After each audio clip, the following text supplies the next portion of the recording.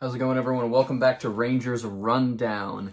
An exciting overtime win for the Rangers, putting them at 42-19-5. We are 6 games into this next group of 10, and they are currently sitting at 4-2. They dropped games to the Islanders and the Devils, but they were able to beat the Lightning, Hurricanes, Penguins, and now the Sabres in overtime. We'll see what they can do over these next 4 games and hopefully have a very exciting 10-game recap coming up in a week and a half, something like that. We're almost close to the end of the season.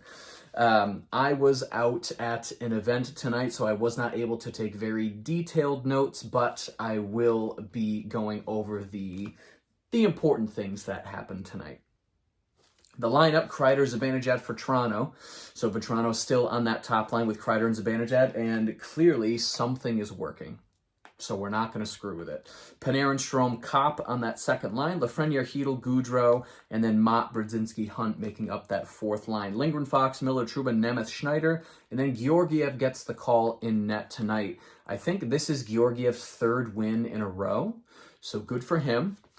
He did let in 4 goals, some of them on the softer side, but for the last 2 games, the Rangers have been able to score 5 goals. So they scored 5 goals in their win against Pittsburgh on Friday. They score 5 goals tonight against Buffalo, so that's 10 goals in 2 games.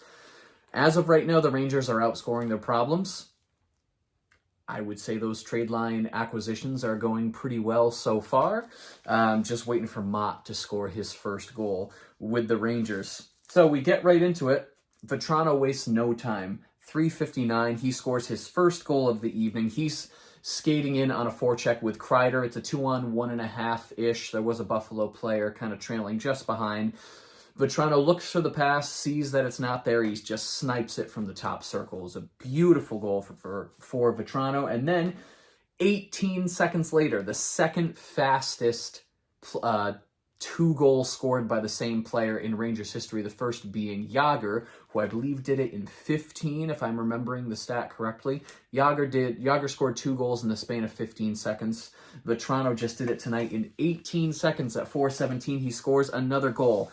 Beautiful takeaway in the neutral zone. He just skates right into the offensive zone by himself, all alone, gets it past Craig Anderson. So the Rangers are up 2-0, 4 minutes into the game, both goals by Frank the Tank Vatrano. And then we don't see another goal until the end of that first period, where Asplund scores at 18-12. It was a beautiful pass. He was alone right at the side of the net. Handled the pass pretty well. It was a really hard pass, looked kind of knuckly, but he was able to control it, put it into the net. So Buffalo ends up cutting the Ranger lead in half right before that first period. Shot 7-5 in favor of the Rangers, but you watched the first period and it looked like the Rangers were just controlling play up and down the ice. Buffalo really not having much room to breathe. I was surprised that they even got 5 shots on goal and that the Rangers only had 7. Just based on the eye test, the Rangers had so much more possession time than Buffalo, and the shots were almost even. But we get into the second period, 2 minutes in, Butcher, snipe from the high slot, wastes no time. So now Buffalo is tied 2-2, beginning of the second period, and I turned to my friend who I was out, we were all out to dinner celebrating one of our buddies' birthdays. And the friend I was sitting next to is a Sabres fan, so I had my phone propped up. We were watching the game throughout dinner, and it was at this point Buffalo ties it 2-2, and I turned to him and I said, Buffalo is going to score to make it 3-2, and then the Rangers are going to win 5-3. I turned to him, and those are the words I said. I said, Rangers are going to be behind, and then they're just going to storm back, and they're going to win 5-3 was my prediction. They ended up winning 5-4 in overtime, so I was close. And I felt pretty confident with that prediction, and it almost came true. But 4.5 minutes later, Okposo would score a goal, putting Buffalo up 3-2. I turned to my friend and I said, I told you. But here we go. The Rangers are going to come back, and he is a Sabres fan, but he said, you're probably right. Sabres aren't having a great season this year, but when do they ever have a good season? He drives the net. He ends up crashing into Georgiev a little bit. The puck just squeaks over the 9. Georgiev probably should have had that goal, but it does squeak over. Sabres are up 3-2. But 11:46, Lafreniere. Beautiful passing play. Brodzinski gets it to Hedel. Hedel gets it to Lafreniere. Lafreniere gets it into the net. So the Rangers tie at 3-3 about halfway through the game. Halfway through the second period, halfway through the game. Buffalo takes a too-many-men call at 13:03, and that was served by Peyton Krebs. Is that his name? Krebs. I think it's Peyton. He was not happy. He hops over the boards and then within 1 or 2 strides whacks the stick of the Rangers player who had the puck. Now, I don't know the rules like the back of my hand, but I'm pretty sure too many men gets called when you make a play on the puck. I think it's within 5 feet of the bench, and the player you're replacing has not yet gotten off the ice. And if you look at the replay, the too many men call satisfies those criteria, so I don't know what he was complaining about. The coach was pretty mad too, probably because he's head coach of the Sabres. But Buffalo takes that penalty, and the power play looked really good for the Rangers. Shocker. But they would not be able to score. And we get to the end of the second period, shots 11-10 in favor of the Rangers. So Rangers still out shooting the Sabres, but Sabres are keeping it close. We get to the third period. Early goals in each period. Within the first 4 minutes of each period, somebody scored a goal. 3:52, Panarin scores a goal. Trouba shoots from high in the zone. The rebound gets to Panarin. He's able to put it in, and he was very excited, putting the Rangers up 4-3 in this game. Nemeth then takes a high sticking penalty at 12:08, and on that power play, Jeff Skinner would score the tying goal for the Buffalo Sabres, tying at 4-4. He is having a pretty good season. I think that was his 27th goal of the year. I could be mistaken, but something like that. And it's funny because when I think Jeff Skinner, I think he had that 40-something goal season, and then Buffalo signed him to a huge contract extension, and then he just shat the bed for a couple seasons and didn't score anything. So that's what I think of when I think Jeff Skinner, but nice to hear he's having a bounce-back season. That contract isn't a total dumpster fire. Dahlin took it to the net, but it got off of Dahlin's stick, but right onto Skinner's, and he's able to clean up the garbage and pot it in. We get to the end of the third period, shots 10-2 in favor of the Rangers. So Rangers shooting at 10% during the period. Buffalo shooting at 50% for that period. So if you think of it that way, it's kind of embarrassing. But if you think of it as just pure shots 10-2, Rangers did pretty well. We get to overtime, exciting overtime. It always is. Buffalo controlled the puck for about the first minute of overtime before the Rangers actually had possession. We get 2 minutes into overtime. Keandre Miller, man, he's got how many goals this season? 6 or 7 goals this season, and I think 3 or 4 of them have been game winners. When you need to score late in a game, give it to Keandre Miller because he seems to be able to snipe this puck when the Rangers need it most. It was a beautiful shot from the middle of the slot.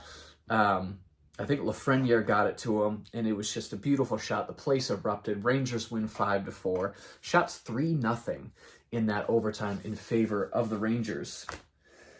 So there you go. Not exactly an inspiring win, but that has a little bit to do with Georgiev. I think the team as a whole played well. Some defensive mistakes, some sloppy play, some giveaways. That's going to happen. But I think we are very, very close to finding a Rangers lineup that is just playoff ready. And this lineup, we're now 2 games into this lineup, and the Rangers have scored 5 goals each time this lineup has come out onto the ice. I think it's really going to be tested Tuesday night when the Rangers go to Pittsburgh to play the Penguins for the second time in 5 days. If this line succeeds Tuesday night in Pittsburgh, I think we have something really special here. And I'm excited to see what they can do down the stretch when the Rangers play a lot of playoff teams in their last couple games. Does Reeves stay out of the lineup? Do they put him back in just because he hasn't played and they feel bad for him? Is that going to screw up the chemistry that's brewing on that fourth line? Would you rather see Reeves instead of Hunt? Depends on who you ask. I'm really excited about this lineup and their push down these last couple games. Stats, 31-17 were the shot totals for the game for the Rangers. They outshot Buffalo almost 2-1. Kinda. Faceoffs, 59% for the Rangers. Probably third highest of the season for total game faceoff for the Rangers. Power play went 0 for 1. Second game in a row, they only had one power play chance.